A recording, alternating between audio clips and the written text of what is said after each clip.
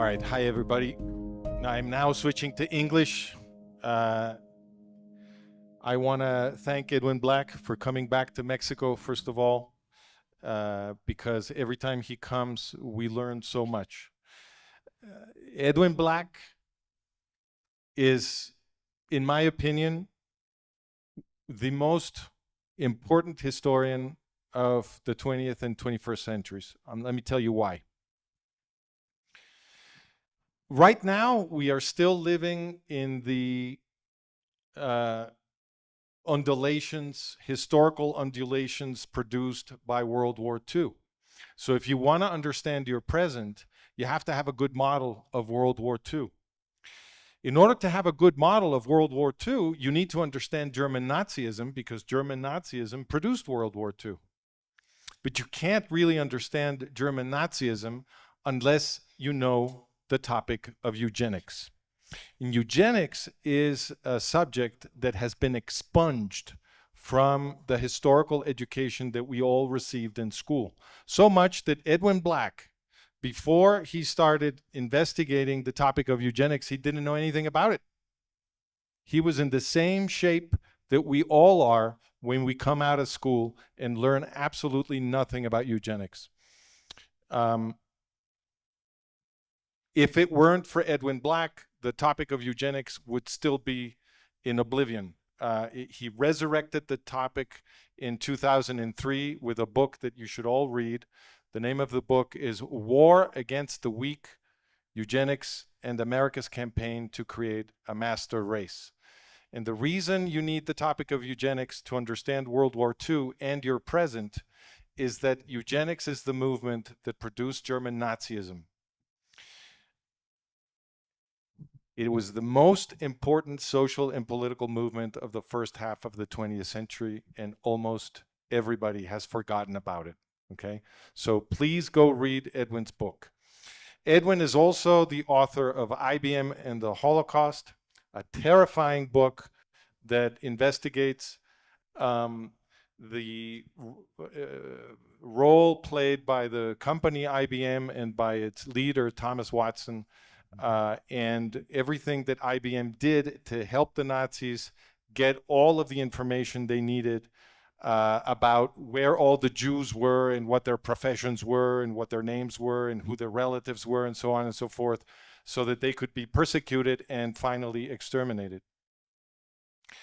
And he is the author of several other books, all of them very important. I invite you to go check out his website and familiarize yourself with his work. You've heard the rules. I'm going to be asking Edwin a few questions. I'm going to be controlling the screen. I think I lost my thing. Where is it? No. Oh, here it is.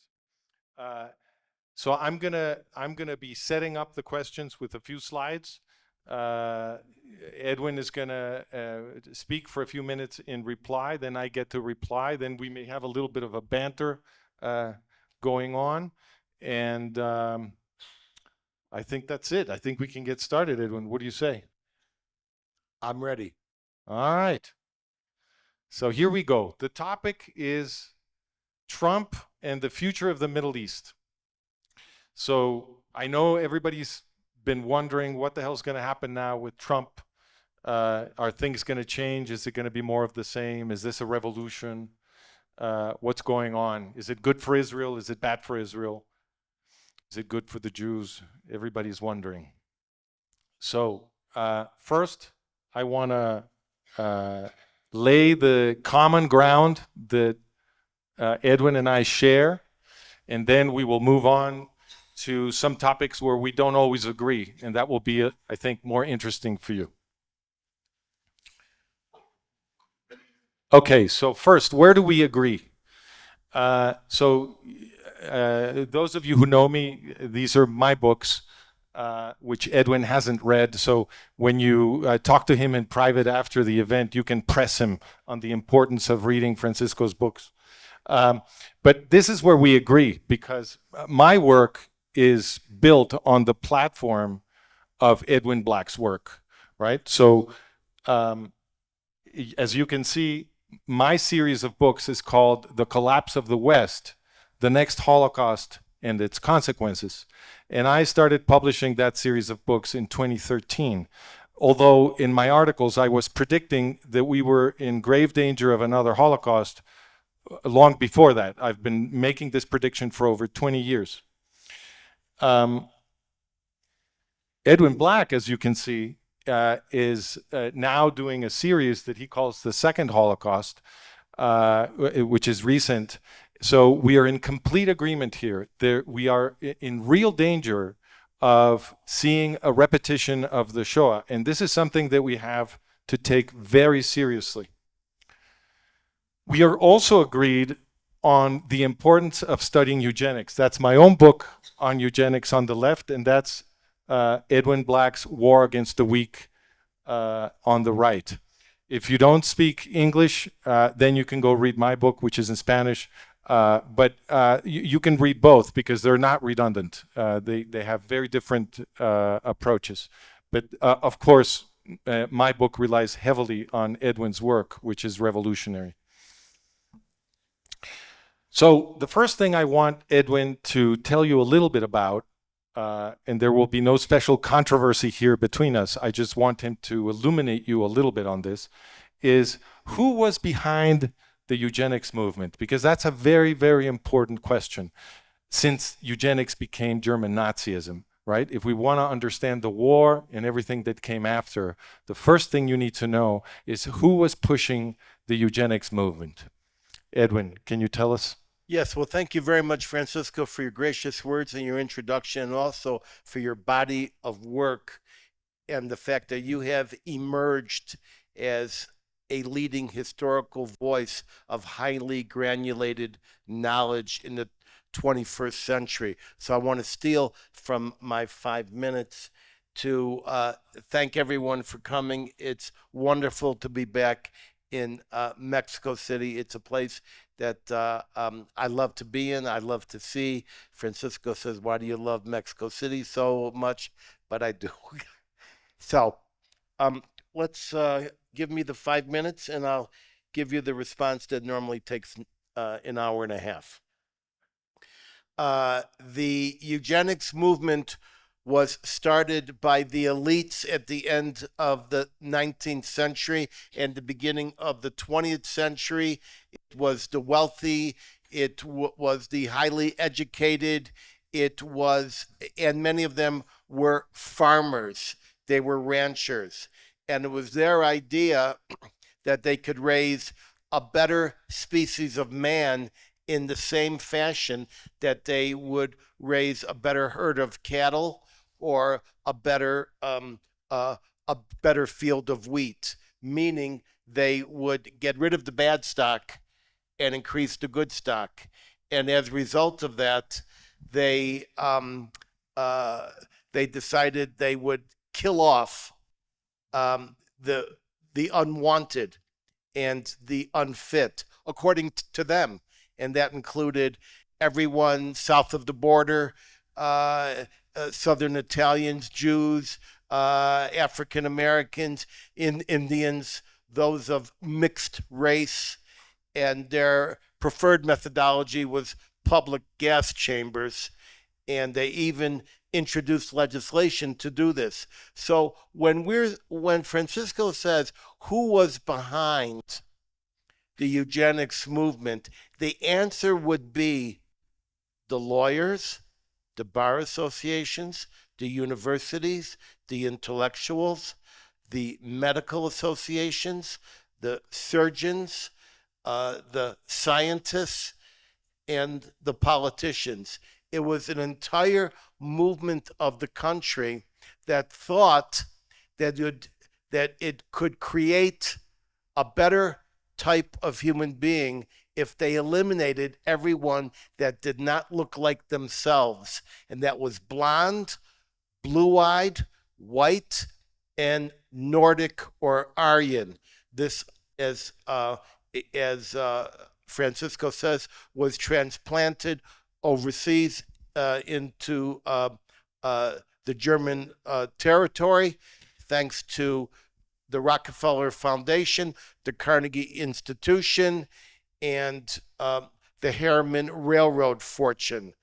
And it was their idea that they should spend their tax-exempt money creating a facility for eliminating 99%. They would take off 10% at a time until there was no one left except those who resembled themselves. This went all the way through to the last days of World War II. In fact, they even supported Mengele in Auschwitz in his twin studies, financially, scientifically, diplomatically, and other ways. It's a long, long story, but the point is, ultimately, what defeated eugenics was the arrival of the American forces and Canadian and the UK and French on the Normandy beaches, and the invasion of the Russians from the east. Thank you for that question. Good. Just in case you missed it, because he didn't make a special point of it, this started in the United States, especially in Great Britain and in the United States. Okay, so eugenics was exported from Britain and the United States to the rest of the world, and in particular to Germany. And as Edwin was pointing out, the Rockefeller and Carnegie networks played a giant role. They sank millions and millions of dollars into this, right, Edwin? Especially since the biggest uptick in this came with the rise of Hitler. And if we're going into the Depression era, starting, let's say, 1929, we're talking about astonishing sums of money. They built many of the institutions, Kaiser Wilhelm Institutes, that we now know of today as the great institutions. And so it was the force of all the people who knew what they were talking about and who had the power to enforce their will. And that is why, one of the reasons why I have been able to tackle medical abuse and academic fraud, because this was the greatest fraud in the history of the mankind. And I'm out of time. Thank you. That's okay. I stole a little bit of your time. So again, because it was not included, I just want everybody to be on the same page. Eugenics preached the superiority of German stock, as he said, blue-eyed, blonde, German stock. It was being preached not only in Germany, it was being preached by the elites, by the upper classes, all over the West. Because the upper classes all over the West all remember that they come from Germanic stock. That's why this was popular all over the West. And it's important to know that German Nazism came from eugenics. That linkage is very important. I'm going to come back to that. Okay. Now let's get to Trump. So, I'd like to start with USAID. US what? I'm sorry? US what? US aid. USAID. USAID. All right, so one of the things that Donald Trump is doing in his second term, at the very beginning, right away, is that he is conducting an audit of different US agencies and departments to see where there might be waste or where there might be money that is being spent for political reasons that might not accord with the best interests of US citizens, as he puts it. And one of the things that his audit has found, which is being conducted by Elon Musk, is that USAID, which is sold as an agency that is engaged in international charity, has given, and I'm quoting, has given more than 2.1 billion in humanitarian assistance since October 7th, 2023 to Hamas. Now, obviously, this is not humanitarian assistance. This is how it is labeled. But of course, there's no one in Gaza to receive that is not Hamas. So obviously, this is all going to Hamas. And that's all after the attack of October 7th. So tell us what you think about all this, Edwin, and what you know about what's going on with this. Okay, well, that's a superb question on a superb topic. Now, I must tell you, I did not know we were discussing Trump until I came here, but I'm happy to answer any questions. And the question that Francisco has asked is one of the many appropriate ones. These numbers that you've just seen that Francisco has talked about are mere biscuits. They're nothing. The fact is, we believe that there might be $2 trillion in the United States government, which could be pruned right now from improper programs, but specifically was the question of the West Bank, of the Gaza Strip and Hamas. For example, $3 million to a Hamas rapper, an anti-Semitic rapper. It's important to understand that USAID, which of course does some very important things in terms of Ebola, in terms of AIDS, in terms of feeding starving children, all those wonderful programs have been buried inside a gigantic slush fund, an illicit fund called USAID. And the Democrats are screaming loud because they have been discovered. And so USAID gives money to groups, and then the groups give money to the politicians, and it recycles. One of the reasons that I'm getting this question is because I actually wrote a book a few years ago called Financing the Flames.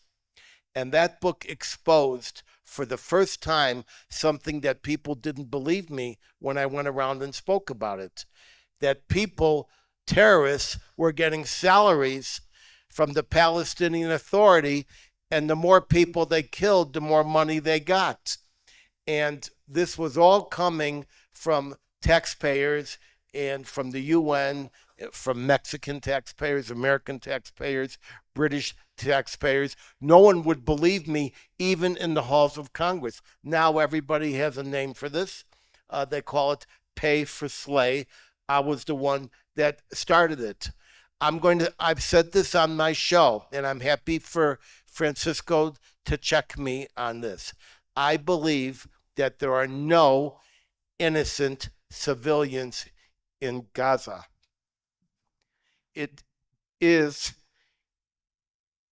a cradle to grave death cult where kids learn to kill Jews before they learn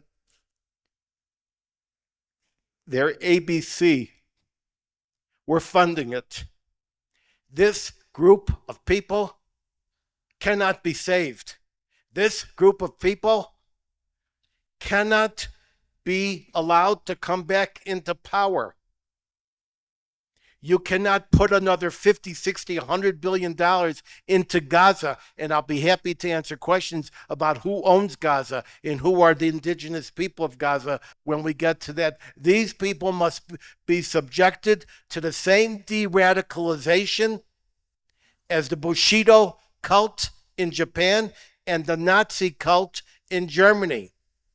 They must be slowly, over a generation, perhaps 2 generations, learn to live in peace. There's not one that will raise their hand and say, I'm willing to live in peace. Instead, what they say is, we will do it again every October 7th.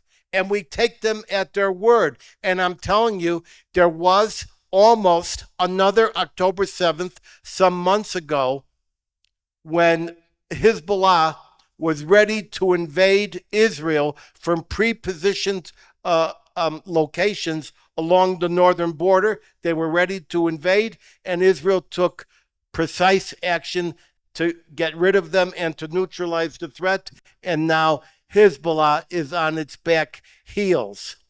So we're talking about a death cult, cradle to grave, where hospitals are used to capture people, where UNRWA is a fake refugee agency run by a fake world body of peace called the United Nations, representing fake refugees. And I'm happy to be, my time is up, but I'm happy to be challenged as soon as you follow up. I hope you enjoyed that answer. Well, I'm going to challenge you because you said Gaza, but in fact, this is happening also in Judea and Samaria, because the Palestinian Authority is the one running the pay for slay in Judea and Samaria, correct?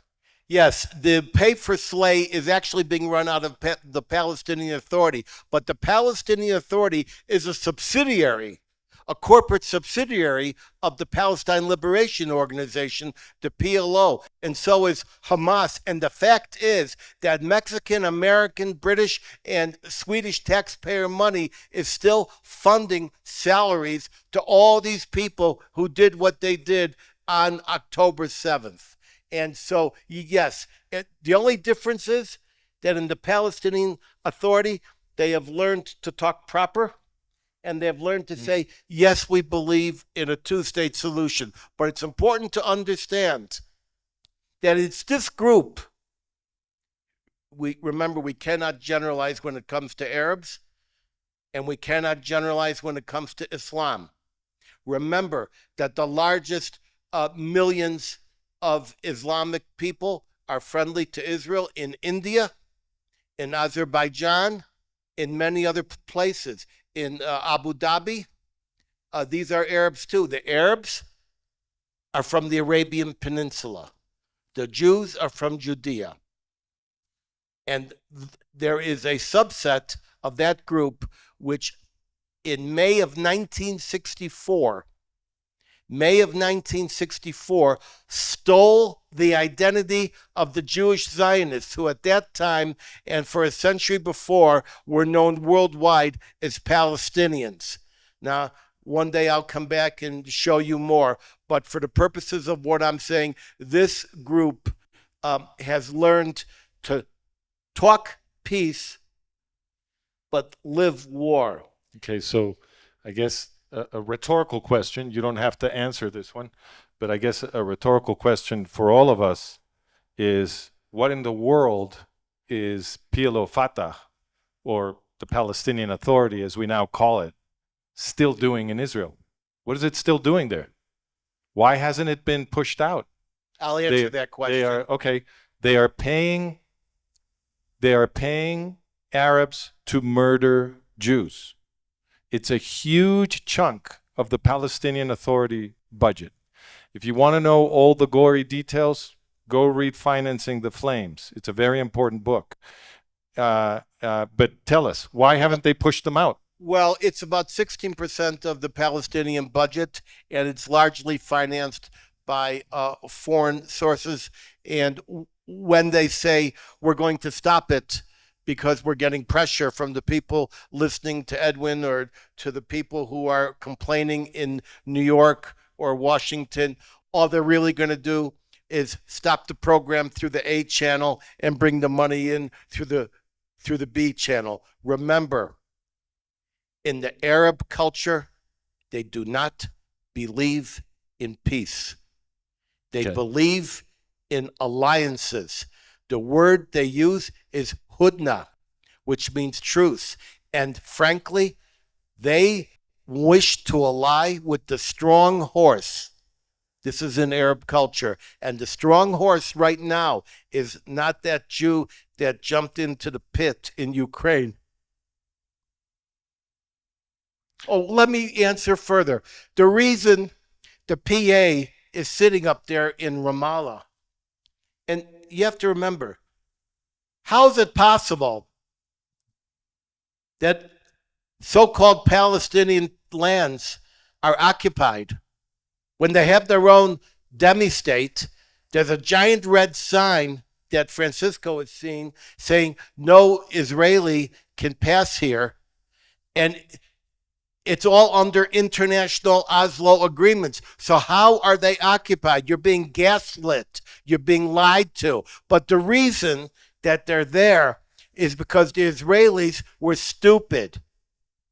They thought they were in Midtown Manhattan. They thought, we'll make a deal. We'll buy them off. We'll kill them with kindness. We'll give them a state. We'll give them hospitals. We'll do all that stuff.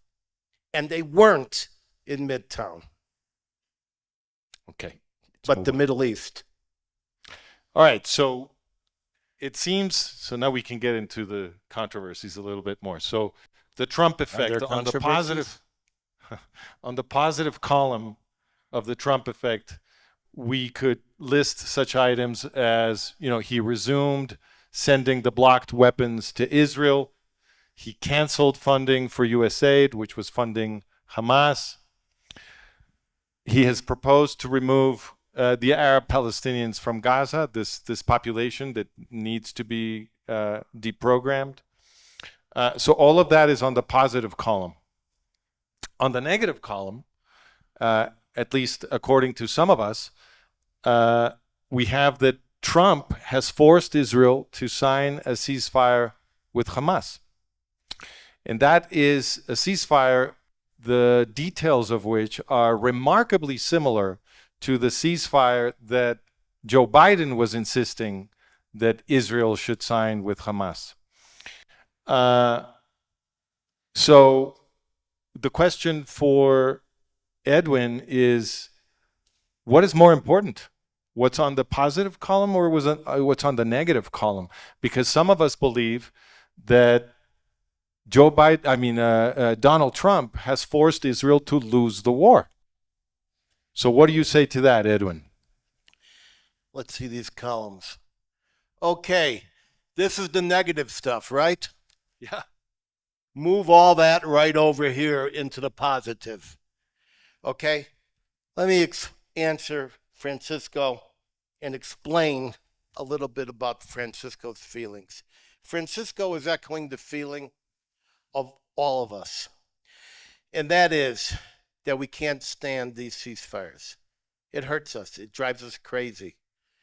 But we have to understand where Trump is. Time me for my 5 minutes. I'll start now. I can do it. I'm only giving 5 minutes to do a 30-minute discussion. Okay. Anyway, just tell me when it's 5. So here's what was going on. Where are you now? You're in February. You're in the middle of February. Edwin. Donald Trump has been in business for less than 30 days. You're in the middle of February. Donald Trump has been in business for less than 30 days. What was going on until January 19th, 11:59 Eastern Time in D.C.? Israel was being blackmailed hour to hour by immense embedded Jew hatred and Israel hatred spreading across the deep state and across the Biden administration. They're being blackmailed every hour not to go into Rafah, but they went into Rafah. Not to drop these bombs, they took the bombs. They even stopped the D9 Caterpillar minesweepers from coming over. They wouldn't give them bullets. They wouldn't, and most of all, they fully cooperated with the International Criminal Court, which is a kangaroo court, which we could discuss in detail. Is they do not have jurisdiction. They're all a part of Europe's attempt to whitewash its own centuries of slavery and international criminality. Israel's not part of it, but they jerry-rigged that. They were being blackmailed by the International Court of Justice. Biden was saying one thing in Florida and another thing in Michigan, with a high Arab community, And there was just constant threat by the minute, by the hour, to go to the UN Security Council and get a binding resolution outlawing Israel and recognizing a Palestinian state. It was impossible for Israel to fight a just war. They had one arm behind their back, their legs were shackled, and only 4 fingers on the one hand. And this was constant. And so it was in that context that Trump picked up the cause of a ceasefire to get momentum and say, you'll make this lousy deal, remembering that a few percent of the Israeli public, a few percent, has been radicalized by Ehud Barak into overthrowing Bibi Netanyahu and the government. And they've been paid by the USAID that he referred to, being paid millions of dollars. And it was their understanding, and I put this on my show. I have a show, The Edwin Black Show. So you could see it at theedwinblackshow.com. And Thursday we'll have a live show from Mexico City, and he will be on it. But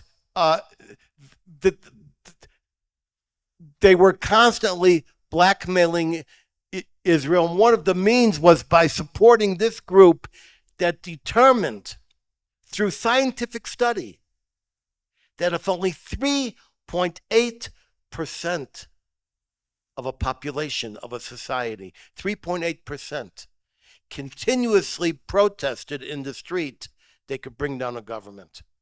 Even if that government had a majority, as Netanyahu has, because he had a coalition. They couldn't bring him down democratically. The United States was supporting this. And so this bad deal was just one pre-presidential move. Pre-presidential. It was done before January 20th. And now, what has Trump said? I support Bibi all the way. Hell will break out. Now, the next thing Francisco's going to say, well, Ed, noon has passed and hell didn't break out. You have no idea what's going on right now. Thousands of MK-82 2,000-pound bombs have just been delivered to Ashdod. I think many of you know. There's B-52s being flown into the area. Israel has a lot of problems, which he and I are prepared to discuss. So this lousy problem was the best that Trump could do, not being in power, not being a president, being thwarted at every point. And now what is he doing? He has put in the single most aggressive, supportive team, Rubio as Secretary of State, Mike Waltz as Security Advisor, Pete Hegseth as Secretary of Defense, Elise Stefanik at the United Nations, Mike Huckabee as the ambassador to Israel, who swears we will never use the fake term West Bank again. The term West Bank is a fake term. It was Judea and Samaria for centuries until 1948, when the artificial country known as Jordan, which was invented in September of 1922 by a memo from Winston Churchill and only gained independence 2 years before Israel, invaded across the Jordan River and then said, okay, we're on the West Bank of the Jordan River. That's not going to be used anymore. And so Trump has been the single most supportive person in the White House and probably the world toward Israel. And what he did with that lousy deal was the best deal that they could get. Thank you. All right, so now I'm going to push back now. Push back? All right. So you call this deal a lousy deal. You agree that that Trump got it done, right? Because Witkoff, his envoy Witkoff, is the guy who got this done, right? So if it's a lousy deal, why do it? Donald Trump wrote an entire book about how negotiation works according to him. And what he says in his book is that when you're in a position of strength, you have to push, you have to make your demands. Israel was in a position of strength. They were destroying Hamas. What this ceasefire did was stop the Israelis, allow the Hamas to regroup in Gaza. Lots of stuff is entering Gaza. Gaza Arabs are returning. Meanwhile, Israel is not firing on Hamas. So if this is a lousy deal, why did Trump push for this deal instead of supporting Israel simply destroying Hamas? Okay, nice comeback. So, one, the word you said is if you're in a position of strength. But Trump, before January 20th at noon Eastern, was in a position of pseudo-strength. He didn't have the strength. He wasn't the president. And the real president was threatening to overthrow every activity and every nuance that Trump was trying to do until 11:59, actually, on January 20th. Now, that deal is gone. After that deal was made, Trump said, if those hostages aren't back, there'll be all hell to pay. All hell will be paid. And the gates of hell will open, as Bibi Netanyahu said today. You cannot say that there's no firing by the Israelis. The Israelis just fired a few hours ago on a Gaza car going in the wrong place, defying the ceasefire. There are reserves have been called up. Tanks are massing on the border. They're talking about evacuating or Gaza, as you all know about this Gaza movement plan, which we can talk about. And so basically, when it comes to Trump, don't tell me what he did a few weeks ago. What's up now? Because Trump makes a new earthquake, in Spanish that's seismo, a new earthquake every day. Let's deal with today's earthquake and not judge him on the fact that he was out of power. The fact is, they used him being out of power on the first presidency to prosecute his people for a violation of the Logan Act, being a non-official member of the United States government. Negotiating overseas is a federal crime.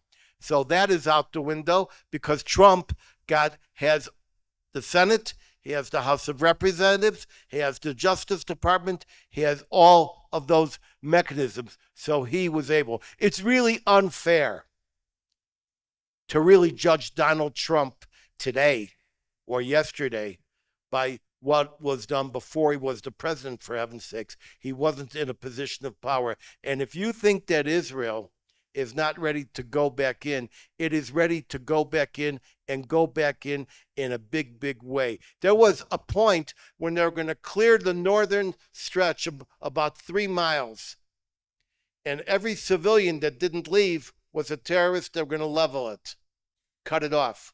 Biden stopped that. Biden stopped Israel from fighting. So it's a miracle that Israel did what it did. Thank you, Senor Donald Trump. Okay, I'm gonna move on. I think you have evaded the question. I didn't evade anything. I'll say why. Because, but I'm going to move on. I just want to make the point. I think that if Trump wanted to help Israel in Gaza, he didn't have to do anything before he took office. He could have just waited. And then when he took office, he could have supported Israel militarily to finish the job in Gaza. Instead, before he took office, he pressured Netanyahu to sign a ceasefire deal that is very similar to what Biden wanted. If it's a bad, lousy deal when Biden pushes it on Israel, I think it's just as bad when Trump does it. But I'm going to do something interesting here. I'm going to grant, you can look at the map if you want. I'm going to grant that everything Trump is doing in Gaza is wonderful for Israel. Okay? I'm going to grant the argument. But look at the size of Gaza. It's a tiny little speck. And I think that if we're going to evaluate Trump's performance with respect to Israel, we need to have a broader lens. So let's use a wide lens. So I think Trump, we need to evaluate Trump's position with respect to Judea and Samaria, not only Gaza, because there's big danger coming from Judea and Samaria. There's also a big danger from Lebanon. We're in trouble in Syria. Israel didn't liberate Syria when it had the opportunity. It stopped. And of course, the terrorists that now control Syria are backed by Turkey. So now Turkey is a huge problem, or Turkey. Egypt, of course, is a huge problem. They've never respected the peace treaty with Israel. This is now more obvious than ever because when Israel managed to control the Philadelphia corridor on the border between Gaza and Egypt, we found that there were something like 150 tunnels there that were moving, military equipment and goods and all kinds of stuff for Hamas. They were using that to get the terrorists out and the hostages and so forth. So Egypt is a huge problem. Iran, of course, is a huge problem. And also Iraq, because Iran basically controls Iraq now. That's thanks to the US invasion. Saudi has always been a problem. It's been a huge promoter and financier of anti-Semitic jihadi terrorism for a very long time. Yemen is now a tremendous problem because of the Houthis. And I believe Jordan is a problem too, even though they've learned to speak the language of peace just like PLO Fatah, but I don't believe a word they say. And finally, there's Qatar. That tiny little piece of land there that barely exists is about the size of Connecticut. That's Qatar with the biggest gas reserves in the world, an infinite amount of money. They have become the most important financial backers of Hamas. And therefore, the attack of October 7th and sundry other attacks against Israel have been Qatari attacks. It was Qatar attacking Israel on October 7th. So I think we need to evaluate what Trump is doing in the general theater, not just in that very tiny, tiny piece of land that we call Gaza. So my first question is about Trump and Qatar. So let me set it up. So very recently, Trump received the leaders of Qatar, the people who rule Qatar, the Al Thani family and their retainers. He received them in Florida. And this is what Trump said. I'm going to read. He said, I quote, "It was great seeing my friends, His Highness Sheikh Tamim bin Hamad Al Thani, Emir of Qatar, and His Excellency Sheikh Mohammed bin Abdul Rahman bin Jassim Al Thani, Prime Minister of Qatar, at Mar-a-Lago in Palm Beach, Florida."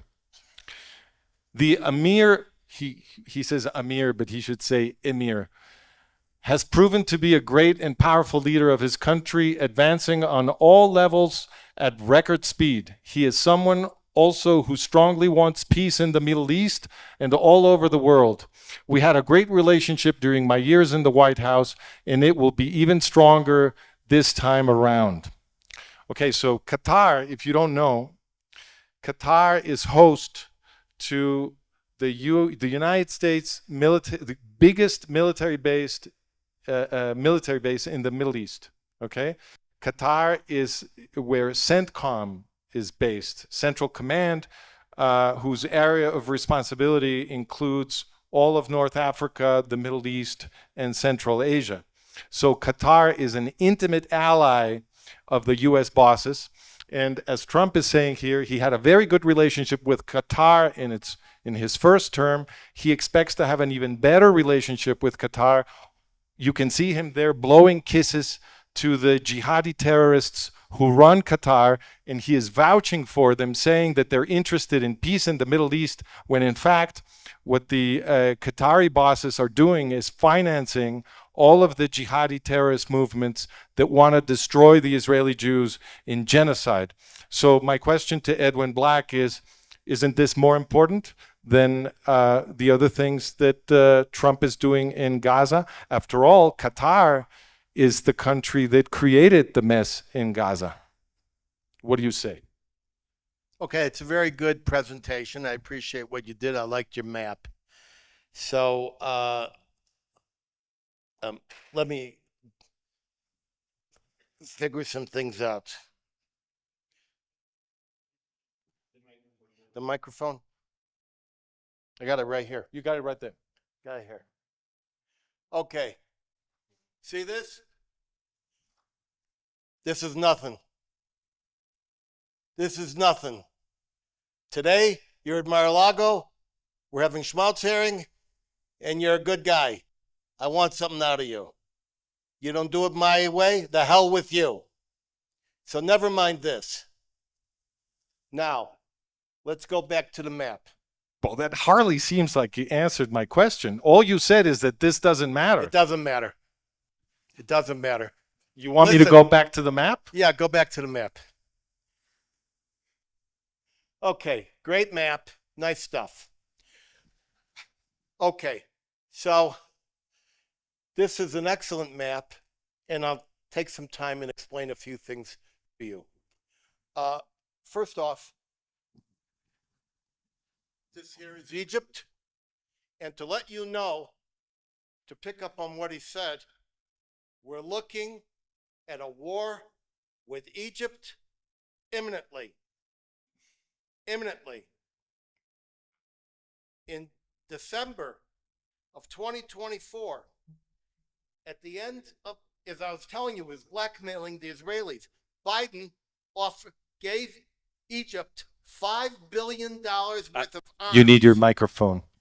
Gave Egypt $5 million. Biden gave Egypt $5 billion worth of arms that they didn't need, including 555 M1A1 tanks, $630 million for 2,183 Hellfire air-to-surface missiles, $30 million this is in December, in the last days of December, $30 million in precision-guided munitions, $1 billion to take place next week, unless Trump stops it, for fast missile craft, $304 million for long-range radar systems. Who is going to be fought with these tanks? Where are these tanks now? These tanks are visible, as Francisco knows, directly across the border. Now, Israel did give 2 permissions to violate or circumvent the disengagement treaty.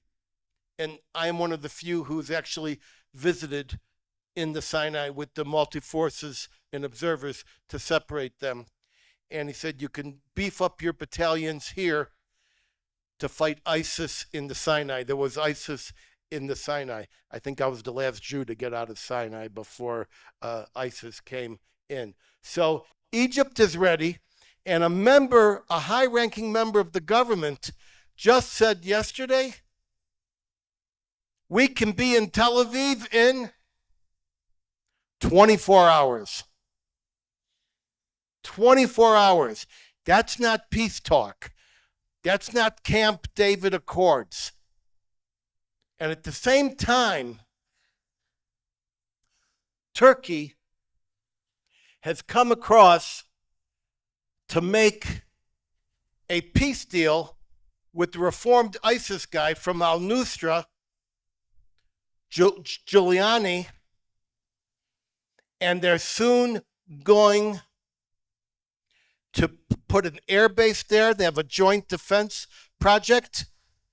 And Erdogan's son has had a giant march across the bridges of Istanbul saying, we will reclaim Palestine, we will reclaim Jerusalem.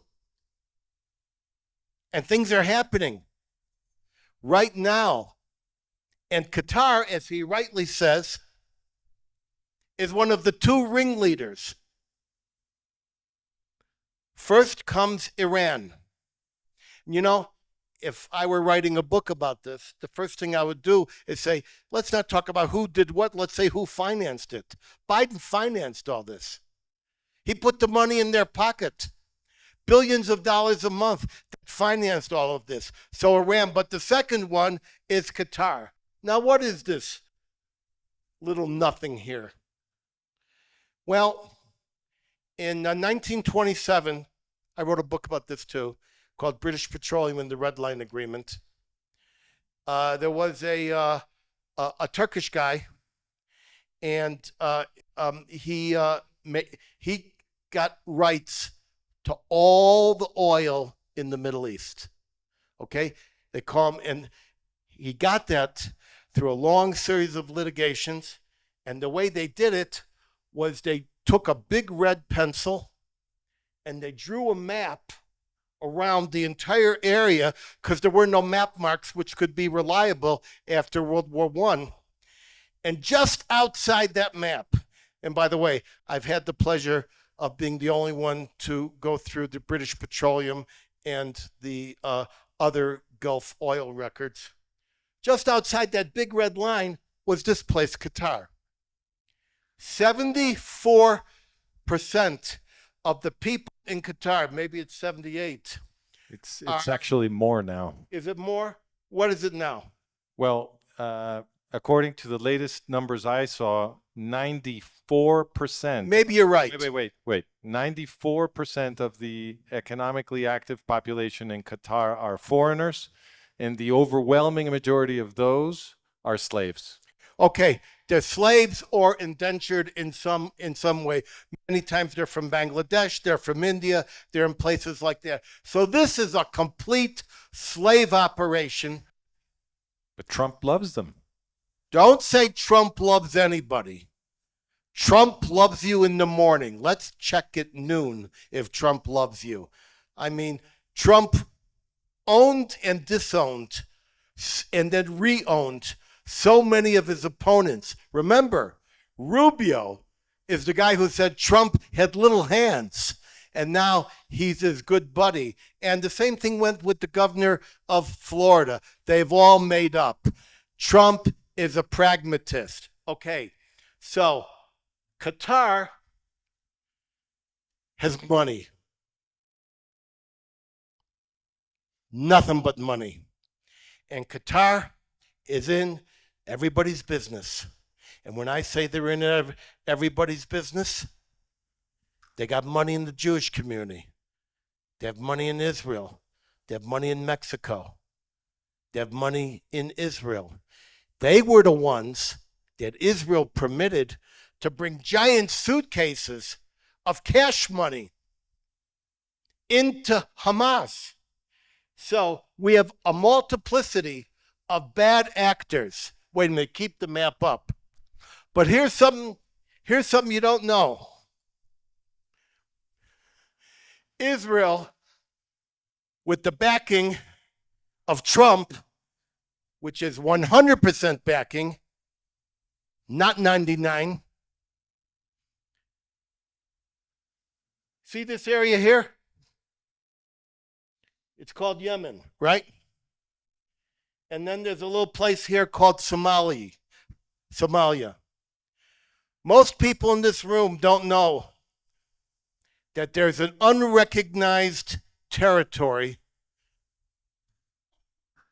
right here called Somaliland. And this place, Somaliland, is an unrecognized sovereign. Isn't Somaliland in Africa, Edwin? It's the Horn of Africa. Horn of Africa is over to your left. I'm sorry. No, to your left.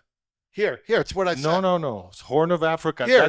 That's the Arabian Peninsula. Right, the Arabian Peninsula. So the Horn of Africa. That's Iran. Is right here. Is where I'm at. I'm saying the green. The Horn of Africa is over here. That's Yemen. That's Yemen, and the Horn of Africa is over here. Right here. No, to the left. No, it's over here. That's not Africa. Anyway, this is Somalia, right? Nope. I can't see your map. Get me a normal. This is Africa over here. Somaliland is down here. Right. So it's over here, right? Yeah. Okay. Yeah. So Somalia is over here, and there's a tiny piece of land. Half of Somalia has broken off, and I'm sorry about the map, but it doesn't have any names. That's what it doesn't have names, and I know they're fighting about a certain gulf, but never mind that. So there's going to be a breakaway country here called Somaliland. Israel has cut a deal with them to recognize them, to build an air base there, and the UAE is going to finance that whole thing. That's going to put a base for Israel right here, and it's going to change the entire dynamic. Right now, we're living in a moment when Israel will live or die. Period. It's not going to survive another problem. It's not going to, we've had hell before, we'll have hell again. This is the answer. Because Iran, and Qatar, and Turkey, and possibly Egypt, and maybe even with Jordan, are getting ready to destroy Israel and pick up from where Hamas and Hezbollah and the Houthis left off. And it's be up to one man to change the course of history. All right, we got. Never mind what he said to Qatar for breakfast. Ask what he's saying for lunch. Thank you.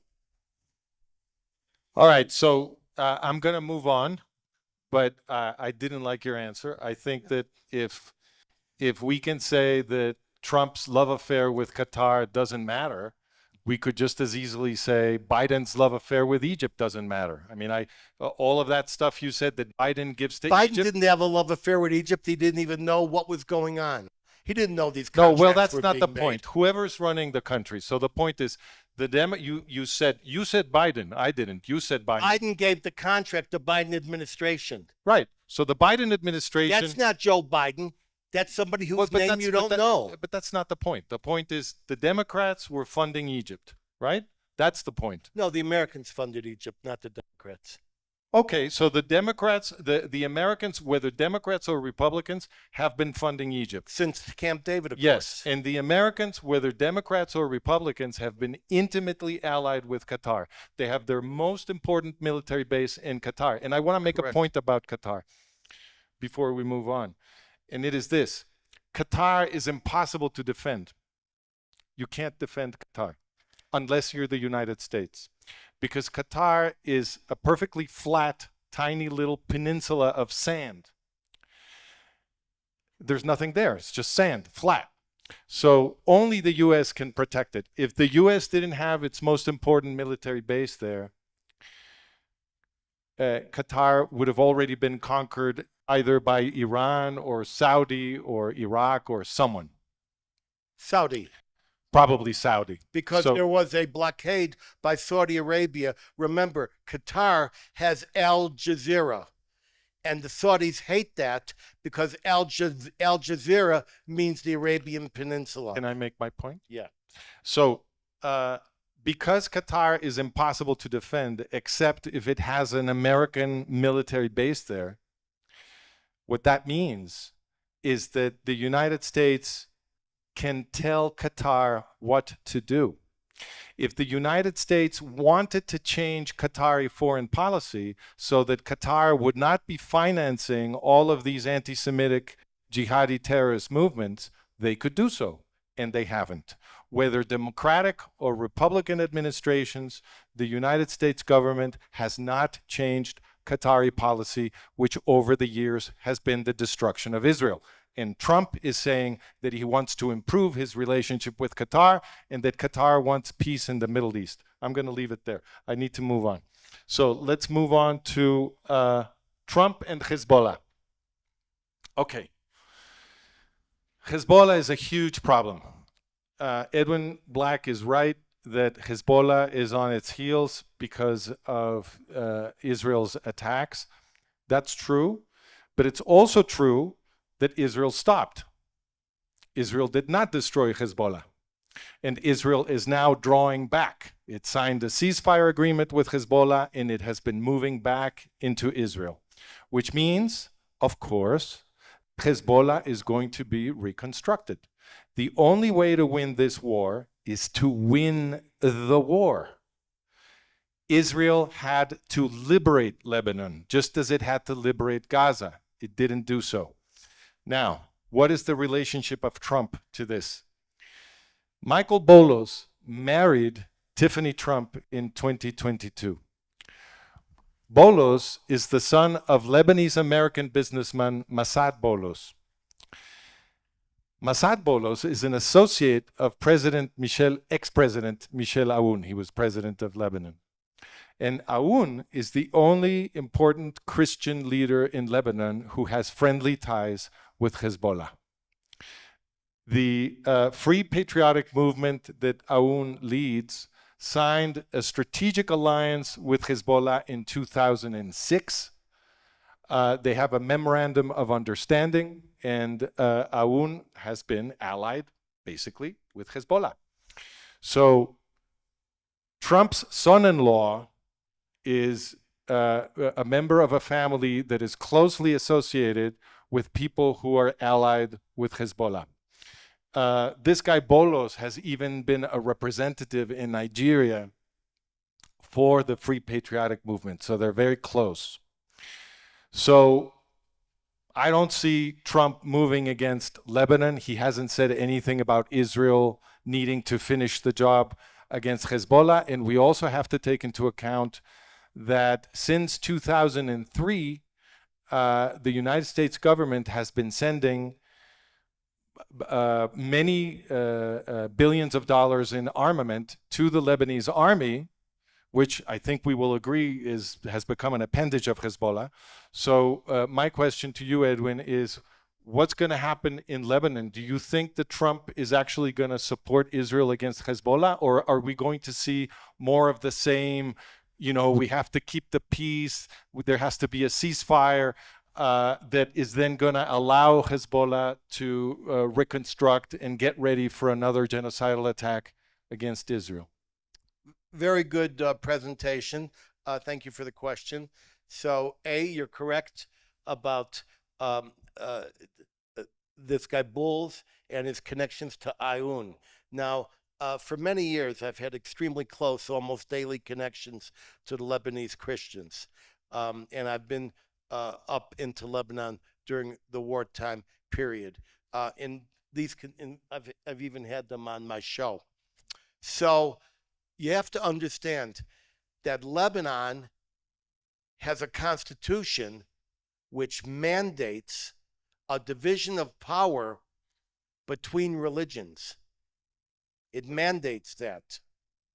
And Hezbollah, until the major attacks, was a controlling factor in the cabinet and government of Lebanon.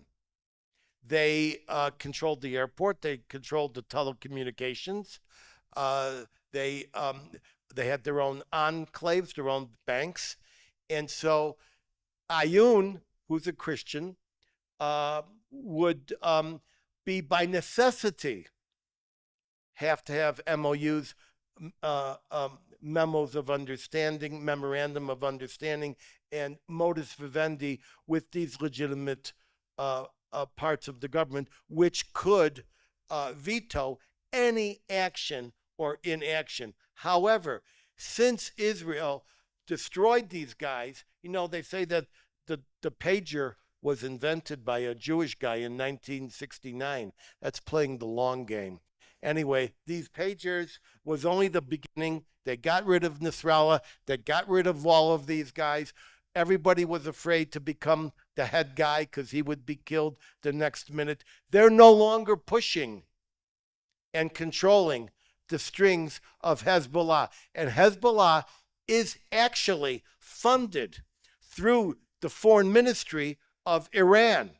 So once again, the answer to Lebanon is what will take place by neutralizing and destroying Iran as Trump. And remember, this ceasefire agreement that has been alluded to once again was arranged before Trump became president.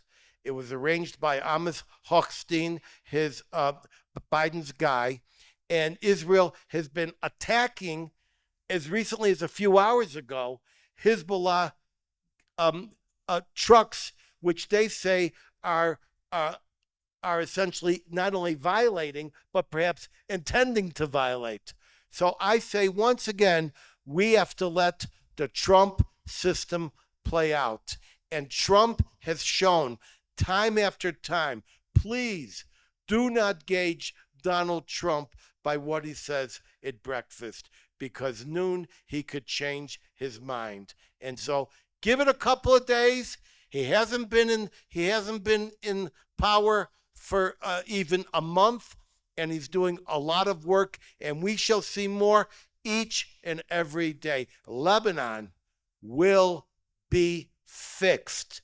Hezbollah will be neutralized. And my people in Lebanon are talking about the potentiality around the corner of joining the Abraham Accords. Thank you. All right. Well, we'll see. We're going to be watching the Lebanon issue like a hawk. Now, you say the way to solve the Hezbollah problem is to solve Iran, but Trump is saying that he wants a peaceful resolution with Iran instead of supporting Israel attacking the oil infrastructure in Iran and the nuclear infrastructure in Iran, which would be, I think, a step that would allow the Iranian people to rise and depose the current regime. Trump is instead saying he wants a nuclear agreement. He says he wants a diplomatic solution that will lead to prosperity for Iran. But of course, a diplomatic solution will leave in power the jihadi terrorists that want to destroy Israel in genocide. So my question is, it doesn't seem like Trump wants to solve Hezbollah via Iran. It doesn't even seem like he wants to solve Iran. Wasn't Trump opposed to nuclear deals with Iran? I seem to remember that he thought that was a very bad idea. And now this is precisely what he's pushing. What do you think of that? I say, was that a breakfast comment he made or a lunch comment that he made? Well, I mean, if you're going to get out of every one of them like that, this is going to be a very boring... Wait a minute. Let's talk about what we know and what we don't know. Now, as you know, I know the intricacies of the Iranian nuclear device. I know the color of the warehouse door where they stored the Ahmed project, and I was the original one to publish the actual design of the Iranian warhead. They now have at least 6 bombs ready to go now. They're just not put into the Shahab 3 nose cones. So, what did Trump say? He said, we'd love to have a diplomatic arrangement with you. We'd love to have peace and prosperity, maybe a nice nuclear deal, because the alternative is we're going to blow you to smithereens. How do you say smithereens in Mexican? Pedacitos. Those things. And so when Trump said, we'd love to have, I don't think it's going to happen, but if we don't get a deal, we're going to blow you to smithereens. And the Ayatollah has already said it's forbidden to deal with Trump. And the Ayatollah has just today, or maybe yesterday, promised if Israel takes out our nuclear facilities, we'll come back and build 1,000 more. As Francisco knows, I'm the guy that knows the military maneuver that the Israelis are going to do and what America is going to do to help them do what they've got to do. Okay, but why didn't they do it already? I mean, so instead of saying you have Who to, is they? well, either the Americans or the Israelis. Forget Either about or. the Americans. That was Biden.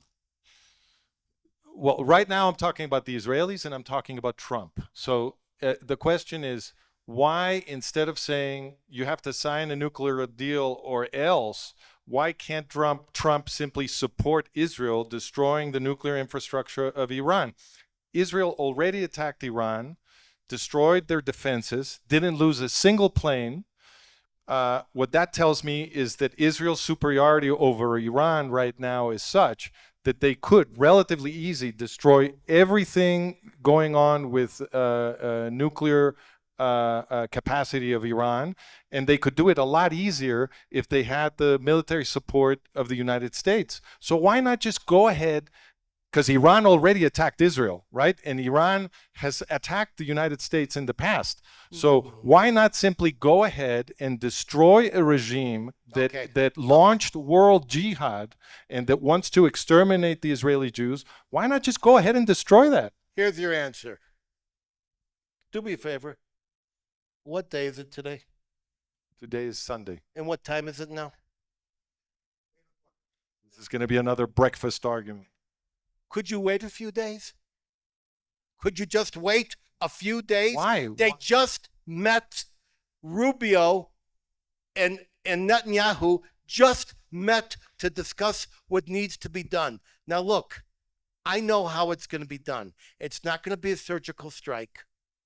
So this is your prediction. So you're predicting that in a few days or maybe a month or maybe within the year, there's going to be a major attack from Trump against Iran to destroy the nuclear installations. You believe that? Not only do I believe it, I've already written a book called Israel Strikes Iran, and it's ready to be released the day after Israel strikes Iran. I'm just writing the last paragraph. Okay, I already have the website. We have a lot of witnesses here. I'd like to make an easy $100. I'm going to bet that that's not going to happen. Which, the book or the attack? No, the book is going to happen. Well, the book won't happen the if book the won't attack happen. doesn't happen. Okay. Okay. Let me just tell you, Israel has everything it needs. It's running the operation out of a secret group. I'm not going to violate anything here, called the Third Circle Directorate, that most people don't know exists. It needs 5 things from America, and they're not what you think. 5 things from America to do the job. Those 5 things are now going to be placed at Israel's disposal. And I just say, you can't do Ukraine and USAID and Gaza and all these things within the first. You got to give it a few minutes. Fine. So we have a bet. We'll see what happens. All right. Okay. By the way, is that 100 pesos or $100? That's $100, my friend. I'm gonna make $100. Okay. All right. Back me. Let's move on. I need a financier. Let's move on to Saudi. So Trump 1.0. Trump 1.0. The first thing he did is his very first official trip after being inaugurated president. Water. Oh, you got water right there. His first official trip was to Saudi Arabia to announce that he was giving them additional billions of dollars in armament. Saudi Arabia is already the country that gets the most weapons from the United States in the entire planet. And I don't see any evidence that Trump is changing his relationship to Saudi Arabia. Saudi Arabia has been a major financier of jihadi terrorist movements that want to destroy the Jewish state in genocide.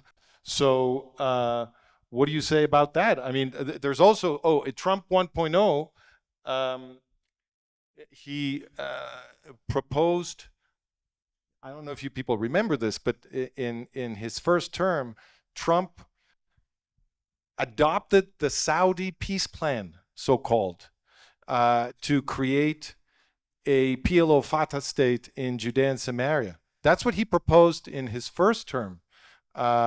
So in other words, he proposed that the organization that is dedicated to killing Jews and that pays Arabs who kill Jews, as Edwin documented, should have its own state in militarily strategic territory carved out of the Jewish state. That's what Trump proposed in his first term. And he also went and gave billions of dollars in weapons to the Saudis. So is that also pro-Israel? Okay, once again, ladies and gentlemen. Breakfast.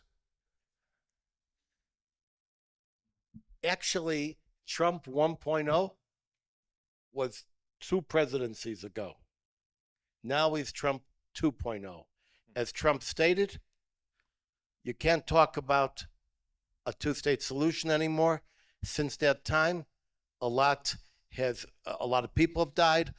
October 7th has occurred, a lot of terrible stuff. MBS, the head of Saudi Arabia, is ready to join the Abraham Accords, and it was on the eve of joining the Abraham Accords that October 7th occurred to thwart that. Edwin, I perceive a contradiction. I want to ask you about this, because you said earlier that when Muslims sign an agreement, you shouldn't believe it because they have this concept of hudna, which is a mere ceasefire. And when they sign a peace treaty with infidels, they never mean it. And we also already saw that Egypt didn't honor the peace treaty with Israel. So why would you think it's a good idea to sign peace treaties with Emirates or with Saudi or with any other Muslim country? So that's a great observation, and it's part of the difficulty of comprehending what we're up against. It's not only with infidels. Even a peace treaty which doesn't exist between Arabs and Muslims is only good for as long as it's useful.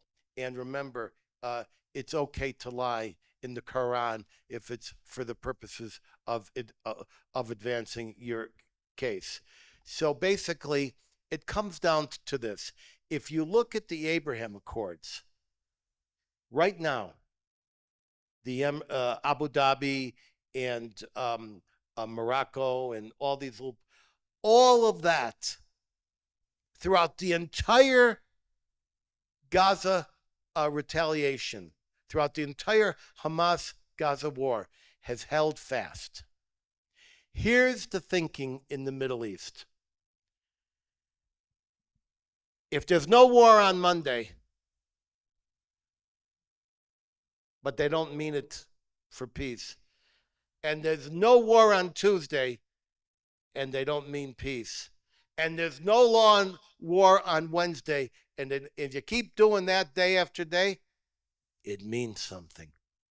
So all the countries on the planet have peace until they no longer want peace.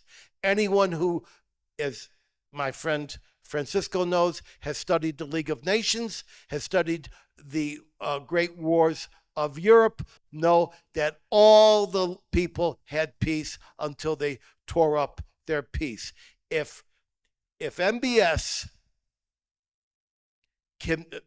that's Mohammed bin Salman, the head of Saudi Arabia, can be convinced, cajoled, sweet-talked, or persuaded to create a peace, and the peace holds, just like Camp David, where they called it the cold peace. But the cold peace is held. I have been watching the news on Camp David.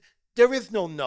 No, the Camp David Accord didn't hold. The Camp David Accord. No, Egypt has been financing and funding Hamas. They've been sending weapons to Hamas. They have tunnels on the Egypt-Gaza border. That treaty did not hold. It may fall asunder, but the fact of the matter is, on numerous occasions, there has been no military-to-military clash between Egypt and Israel. So if you want to say that they're cheating, if you want to say that they made it possible for Hamas to do what they want to do, you're 100% right. But remember, Everybody remember, the lousiest peace is better than the best war.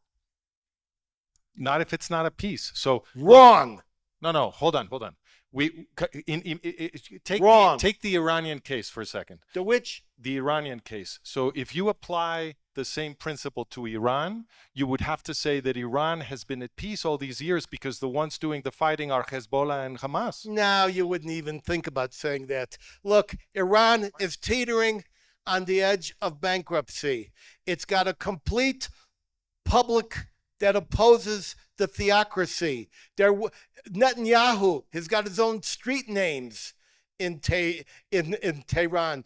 Just yesterday, there were more eruptions at the campus. Look, Iran has been actively at war, directly through its proxies, etc. That is war. When you wage war, when you give missiles to the Houthis, when you give missiles to the Syrians, when you move this equipment in, you are waging war. The fact of the matter is, Iran does not have long. And I'm just telling you again, and ask any mother, the best war, the worst peace is not is no less than the best war. Give peace a chance. Oh, I think Israel has done that many times. So anyway, my point here is, if Iran is at war, Just a minute, and I'm a warmonger, and I want to give peace a chance. if Iran is at war with Israel through Hamas because it's supporting Hamas, I think the same applies to Egypt. But anyway, I want to move on. So now Trump and PLO Fatah. I want to talk now about what Trump has not done, because he has a bully pulpit. And if Trump grabs a microphone and speaks to the world, everybody will learn what Trump said. He has that power. And Trump, in his first term, never explained to the people of the world that PLO Fatah comes from the German Nazi final solution. That's what my first book is about, right? All of you who've come to my courses, who have read my books, my articles, you all know this now. PLO Fatah, what we now call the Palestinian Authority, was created by Haj Amin al-Husseini, the founding father of the Palestinian movement. And Haj Amin al-Husseini was one of the leaders of the Shoah. He was one of the leaders of the Holocaust, top leaders, okay? He was running the death camp system with Adolf Eichmann, according to the Nuremberg testimony of Adolf Eichmann's right-hand man. So notice what this would do. If this information reached everybody in the West, the prestige of PLO Fatah would be destroyed. All of the people on the fence, the people that have been manipulated into thinking that PLO Fatah is some kind of liberation movement, that it is fighting against occupation, against oppression, and all this nonsense, if they learned that PLO Fatah was created by the German Nazi final solution, their prestige would be destroyed. And that would start to change world culture and would create the political grammar that Israel needs to expel these people from Israel, right? But Trump has never informed anyone about this. Why not? All he has to do is grab the microphone and explain it. Ask your question. What's the question? Why hasn't he done it? Okay, let's correct a few things. The PLO was not created in World War II.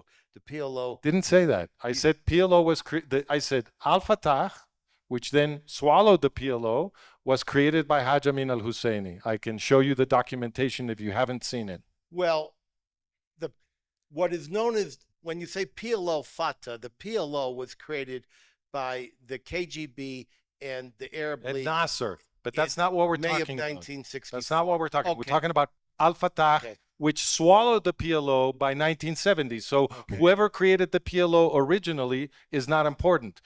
But the PLO has been Al-Fatah for a very long time. All right. And you know this. What Francisco says is completely accurate about Hajj Amin al-Husseini, and I wrote about this in yet another book called The Farhud, and he's right. He was a major mover in the Nazi movement and the extermination movement, working with the Nazis across North Africa, across the Middle East, et cetera, et cetera. But we have to put things in perspective. If you think Hajj Amin al-Husseini, the Grand Mufti of Jerusalem, just a minute. Do you need me to pause while you change a little cassette? Tenemos que esperarte, pregunta. Que si, no, es una pregunta. ¿Te tenemos que esperar? Keep going. Good. Okay. Did you know that Israel's best friend in Europe right now is Hungary? Do you know what Hungary did during World War II?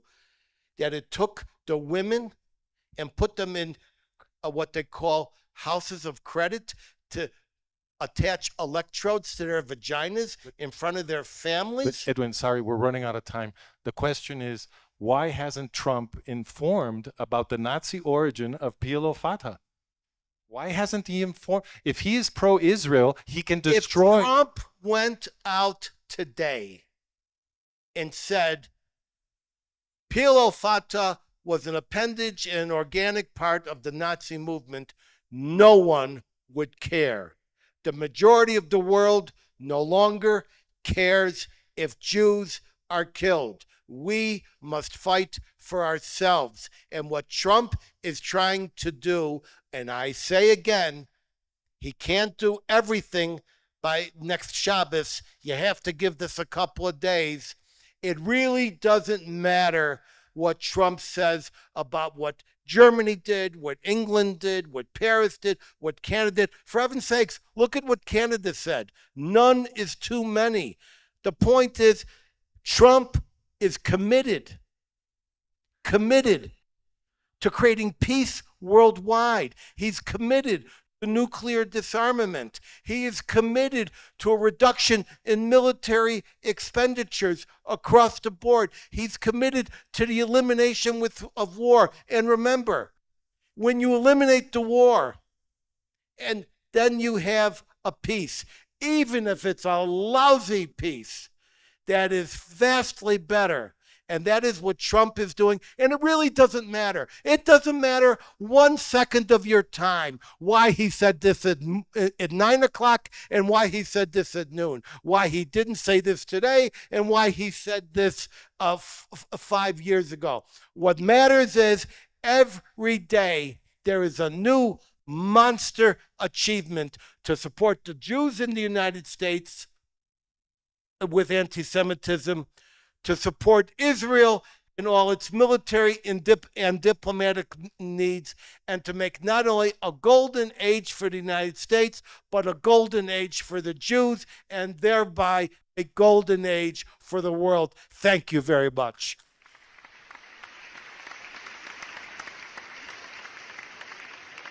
I rest my case. Well, he should hire you as a speechwriter. All right, so we're out of time because you have not respected your 5 minutes. So I'm going to have to ask one more question, and then call it a night. So I just want to point out that Trump also hasn't explained to the world that PLO Fatah is the creator of jihadi Iran. That's also true.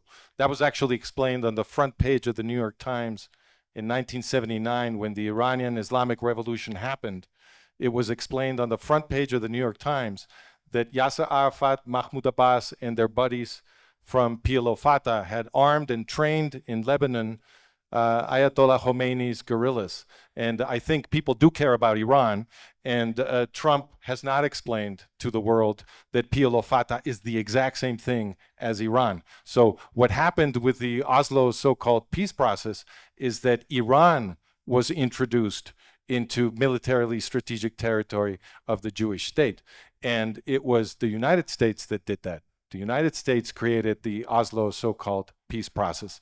And Trump hasn't said that he's going to roll that back. Yeah, we'll give him a few days, but I'm betting that he won't. Okay. My last question has to do with whether we're looking at a limited hangout. What is a limited hangout? A limited hangout is a term from intelligence circles. And what it means is it's a tactic where an organization or government deliberately reveals a partial truth, often a damaging truth, to obscure a more significant or incriminating secret.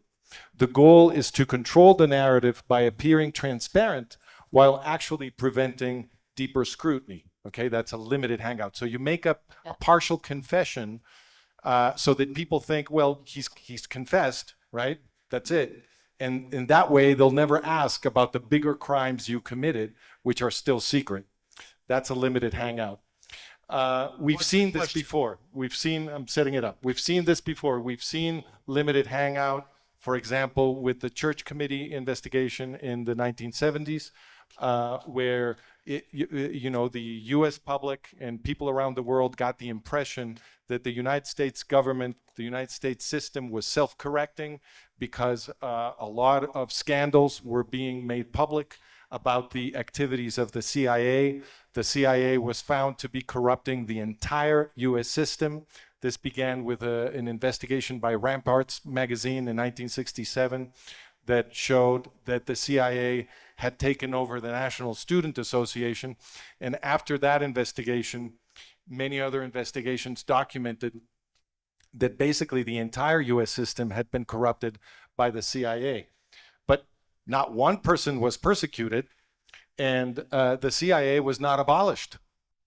And nothing was done, really, to change the way the CIA operates. The CIA has permission to initiate any action it wants at any moment without asking anyone, and they can postpone indefinitely any report of such activity if they want to. All they have to do is put a label on that says it's national security, and that's it.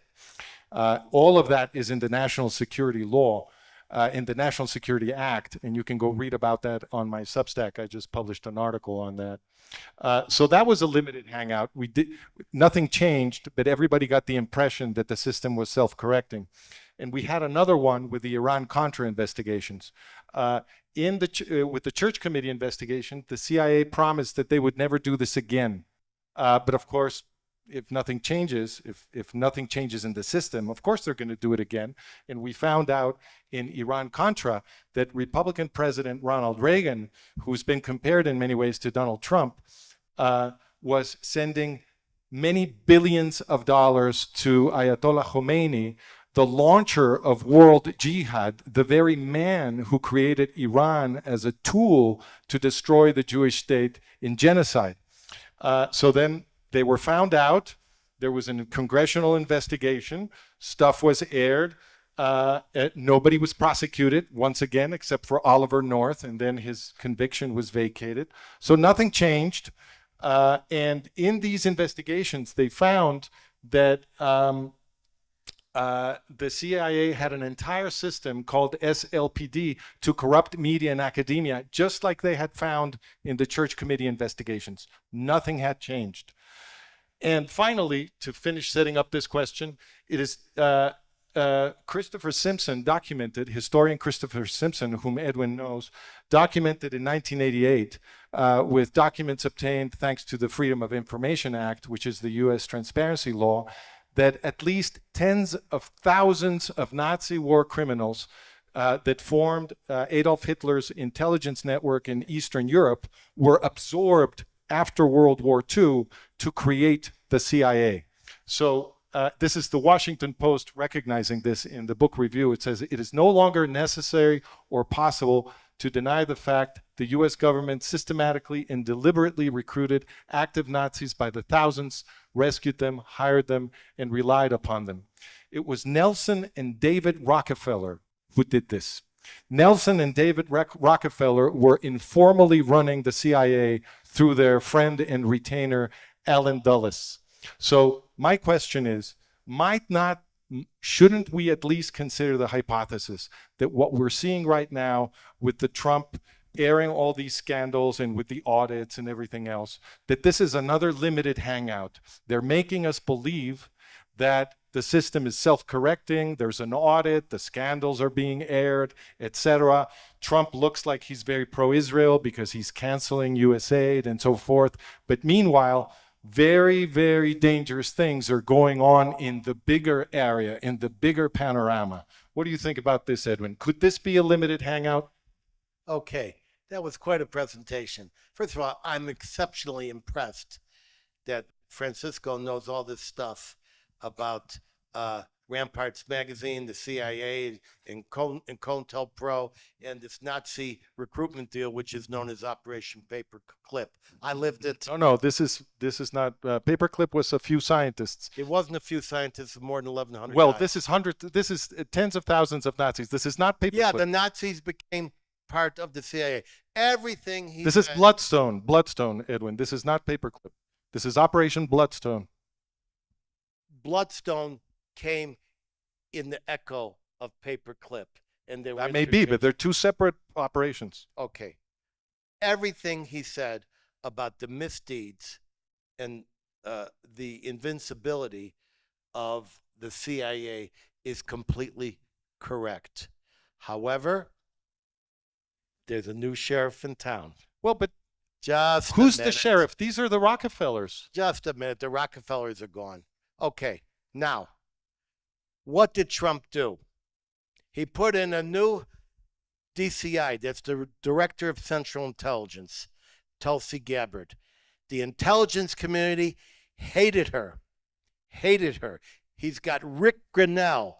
He's got his own CIA chief in, and Kash Patel is going to dismantle the FBI. In the last 72 hours, 300 CIA guys have been terminated from duty. He is totally committed, openly, to taking down the controls that Francisco talked about. I remember the day when Chuck Schumer, who's the head of the Senate, said, if you don't play ball with the intelligence community, they'll take you down 10 ways to Sunday. The intelligence community and all the activities that he has talked about are now being actively dismantled. And the last piece of this puzzle is about a week away when Kash Patel, who has just come out of committee, is going to be ratified by the full Senate, and the entire intelligence establishment is going to be cleansed and revamped and politicized, because Trump openly knows that he, not only our public, he was a victim of this these dirty tricks. I know that what he says is correct. I personally knocked on the door of the CIA COINTEL program in Chicago, masquerading as the Department of Agriculture, and I said, I know you're CIA.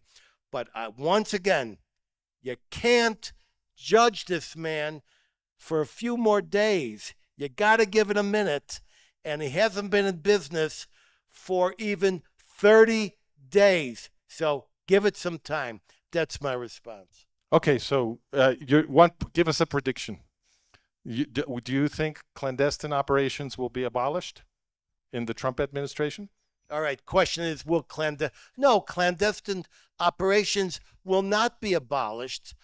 Clandestine operations, which come from the clandestine service and the directorate, must take place in the CIA, but they will not be used against our country. They will not be used to infiltrate academia. They will not be used to infiltrate the media, and they will not be used to infiltrate the American political system. We will still have a CIA doing CIA's important work, but it'll be a new CIA. We will still have an FBI doing the FBI's important work, but it'll be a new FBI. It may not even be located in Washington anymore. And I hope that answers your question. All right, so we're out of time. Thank you, Edwin. Thank you, everybody, for coming. We're going to take some questions.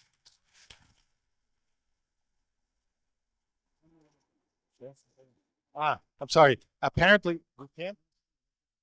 Okay, so I'm sorry. Apparently, we don't have time for questions. We have another event on Tuesday. Then I'm going to be on the hot seat on Tuesday. Edwin is going to be asking me. He's going to be questioning me, and I'm going to be very strict with the time so that you get a chance to ask us questions on Tuesday. Thank you. Gracias a todos.